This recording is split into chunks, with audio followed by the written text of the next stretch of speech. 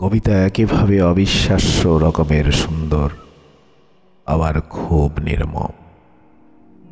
কবিতা কবির জীবন খেয়ে নিজে হয় সুন্দর, প্রতিভাসিত, হৃষ্টপুষ্ট। পোকামাকড়রা যেভাবে মৃতদেহ কিলবিল করে খেয়ে হয় নিজেরা পরিপুষ্ট, কবিতারা সেভাবে কবির জীবন খেয়ে নিজেরা হয় সুন্দর, ধারালো, সুস্নিগ্ধ।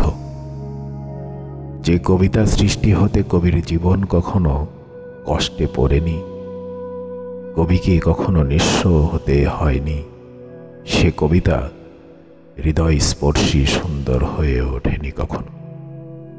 পৃথিবীর সুন্দরতম কবিতাগুলোর জন্ম দিতে গিয়ে যুগে যুগে কবিরা হয়েছে নিঃস্ব, নির্মেঘ রাতের আকাশের নক্ষত্রদের মতো নিঃসঙ্গ। এক অদ্ভুত মানুষ হয়ে হয়েছে চারপাশের মানুষের বলয় থেকে বিচ্ছিন্ন। এক জীবন কবিতার জন্য দিয়ে আমি দেখেছি, কবিতা আমাকে দিয়েছে জাগতিক মোহ, লোভ, হিংসা, ক্রোধ, অহংকার মুক্ত পাখিদের মতো, মাছেদের মতো সহজ আশ্চর্য এক বিশুদ্ধ জীবন।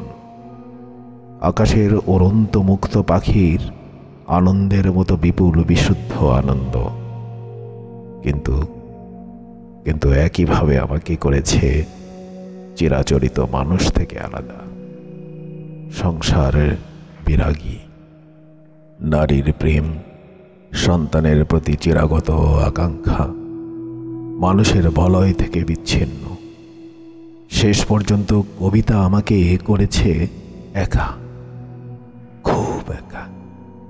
শরতের রাতের আকাশের মেঘমুক্ত নির্বাক তারাদের মতো নিঃসঙ্গ।